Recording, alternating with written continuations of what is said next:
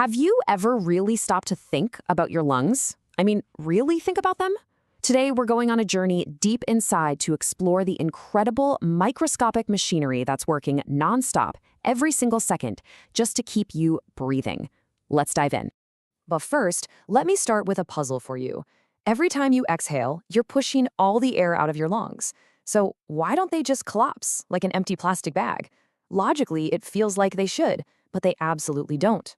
Hang on to that question because by the end of this, you are gonna know the secret. Okay, so our journey starts in the main airways.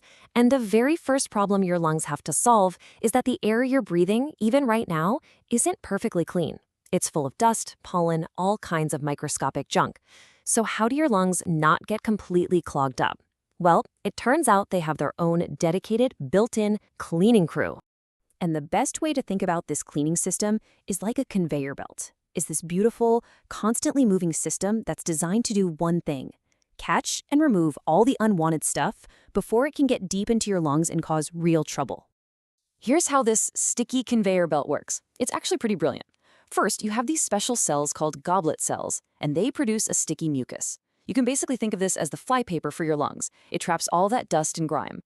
Then you've got millions upon millions of tiny little hairs called cilia, and they are always moving, all waving together in perfect sync to sweep that dirty mucus up, up, up, and out of your lungs. You eventually just cough it out or swallow it without even noticing. It's an amazing, non-stop cleaning service. All right, so our airways are clean, check. But that brings us to the next big engineering challenge. When you breathe in and out, the air pressure inside is constantly changing. So what stops these main air tunnels from just getting squashed flat every time you breathe out? The answer is something called cartilage. Your main airways, your windpipe and the big branches called bronchi, are reinforced with these C-shaped rings of tough, flexible cartilage. This stuff acts like scaffolding, the kind you see on a building. It's there to physically prop the airways open all the time. So no matter how hard you exhale, those main passages are not going to collapse. But as we travel deeper into the lungs, things have to change. The passages get much, much smaller, branching out like a tree. And as they get smaller, that rigid cartilage scaffolding actually disappears. It gets replaced by something totally different. And here you can really see the difference. In the big airways, the bronchi, it's all about cartilage for rigid, always open support. But when you get down into the tiny little bronchioles, that cartilage is gone. Instead, their walls are lined with smooth muscle. This makes them flexible, meaning they can actually get wider or narrower, which is a huge deal for controlling exactly how much air flows through. But, this amazing flexible design has a potential weakness. For someone with asthma, this is exactly where the problem happens. That same smooth muscle can get triggered and overreact, squeezing the airway shut. That is literally what an asthma attack is. And it's so dangerous because it creates a roadblock, preventing air from reaching its final, all-important destination. So, after following all these tiny passages, we finally made it to the end of the line. We're now at the place where the real magic of breathing happens. Millions of tiny, grape-like clusters of air sacs. They're called the alveoli. Now, inside these air sacs, you've got two main types of cells. You really have to know about these guys. The first one is the type 1 pneumocyte. The easiest way to think about these cells is that they are the walls of the air sac. They are stretched out to be incredibly, unbelievably thin, creating the delicate surface where oxygen can finally cross over from the air into your body. The other key resident here is the type 2 pneumocyte. So if the type 1 cells are the walls of the room, you can think of the type 2 cells as the essential maintenance crew. They don't actually handle the gas exchange part, but they produce a substance that is absolutely critical for life. And, you guessed it, it's the answer to the puzzle we started with.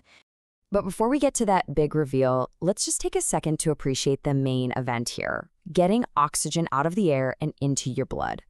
For this to happen fast enough to keep you alive, the barrier between the air and your blood cells has to be almost impossibly thin. How thin? 0.5 micron. That's it. Now, that number probably doesn't mean much on its own, so let's get some perspective. A single strand of your hair is about 70 microns thick. This wall in your lungs is more than 100 times thinner than a single hair. Just let that sink in. This isn't just a cool science fact. It is the secret to life. Oxygen needs to pass through this barrier really, really fast. If that wall were any thicker, you simply could not get oxygen into your bloodstream fast enough to survive.